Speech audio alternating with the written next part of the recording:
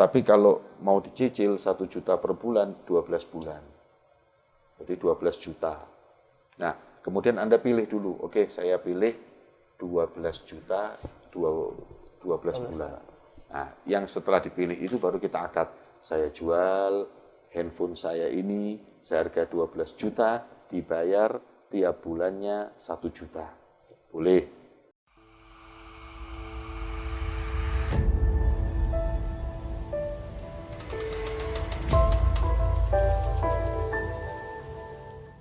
Izin bertanya Habib, bagaimana cara akad beli suatu barang secara kredit? Terima kasih atas pertanyaannya, mohon untuk menjawabnya. Akad secara kredit. Nah, Gimana, Ustaz? Maksudnya itu kan termasuk daripada akad yang disyariatkan. Imma naqdan atau bitaqsid, kan seperti itu kan. Kalau naqdan itu kan cash kontan, sementara kalau bitaqsid itu masyru' yang artinya kredit. Akan tapi lebih tepatnya bagaimana gitu maksudnya dari pertanyaan itu?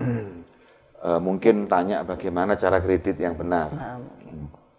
Cara kredit yang benar. Tadi sudah disebutkan oleh Ustaz Farhan, pembayaran ada 2, kontan dan kredit. Kalau kredit itu boleh asal nggak boleh ada bunga. Bunga itu tidak diperkenankan. Jadi apabila menentukan bahwa ini harganya ya, umpama ini harganya 100 juta.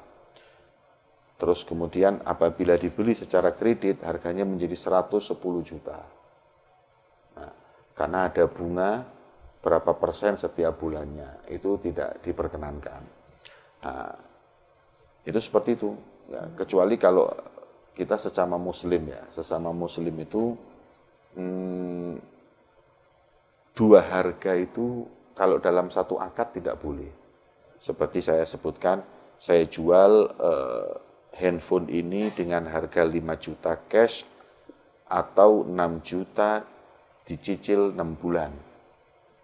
Kemudian dia mengatakan saya beli dengan harga 6 juta dicicil 6 bulan.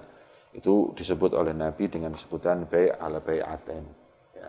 Jadi apa namanya? Dua jual beli dalam satu akad. Itu diharamkan. Tapi kata ulama yang diharamkan itu kalau apabila pilihan itu fisul bil akdi. Kalau di tengah-tengah akad itu yang tidak diperkenankan. Tapi kalau pilihan boleh. Umpama saya jual handphone saya ini kepada antum dengan harga 10 juta. Kalau cash, sekarang dibayar 10 juta.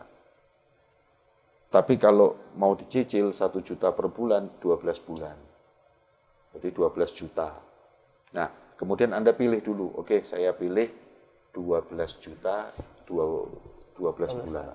Nah, yang setelah dipilih itu baru kita akad. Saya jual handphone saya ini seharga 12 juta, dibayar tiap bulannya 1 juta. Boleh. Nah, seperti itu boleh. Nah, kalau yang nggak boleh itu, apalagi kalau ada dendanya. Dan apabila tidak bisa membayar, maka dendanya setiap harinya berapa persen daripada yang harus dibayar atau berapa persen dengan uang hutang yang dia itu haram itu nggak boleh ya, denda ada bayaran. Makanya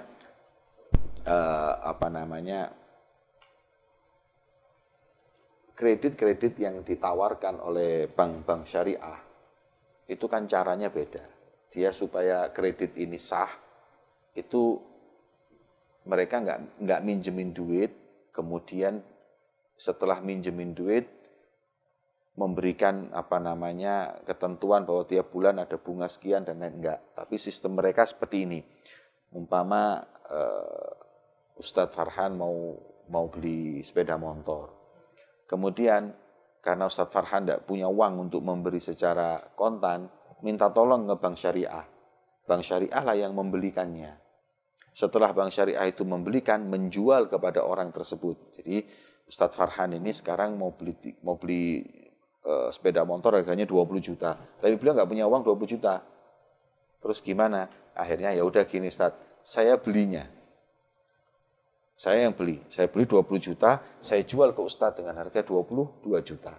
Tapi Ustadz bayar ke saya setiap bulan sekian sampai setahun. Boleh. Nah, itu boleh. Itu kredit yang seperti itu yang dilakukan oleh bank syariah. Nah, kemudian itu pun tidak diperkenankan adanya denda ketika terlambat membayar. Karena setiap syarat dalam B yang tidak termasuk dari 3 ini nggak diperkenankan. Sunan, muqtadayat, ya, sunnah-sunnahnya, kemudian muqtadayat, dan kemudian masoleh. 3 ini.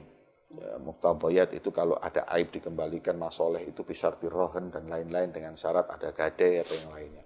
Selain itu syarat ini, itu nggak boleh ada syarat kalau terlambat bayar itu dan lain-lain, itu hukumnya nggak diperkenankan. Makanya termasuk riba. Ya, termasuk riba, nggak boleh. Ya, walaupun nah ini yang kadang-kadang kita orang-orang itu pandainya menyebut bahwa bunga itu bukan untuk si yang meminjamkan, tapi bunga itu untuk diberikan ke Baitul Mal, nanti diberikan kepada fakir miskin, tetap tidak diperkenankan ya. Kalau mazhab Syafi'i, ya, di mazhab Syafi'i tidak diperkenankan seperti itu. Walaupun kadang-kadang bank syariah menerapkan itu mungkin di mazhab lain, karena bank syariah itu kan juga punya dasar hukum ya, karena mereka punya ulama yang memegangnya. Kalau kita di mazhab Syafi'i enggak. Ya, jadi seperti itulah yang praktek mengkredit yang benar.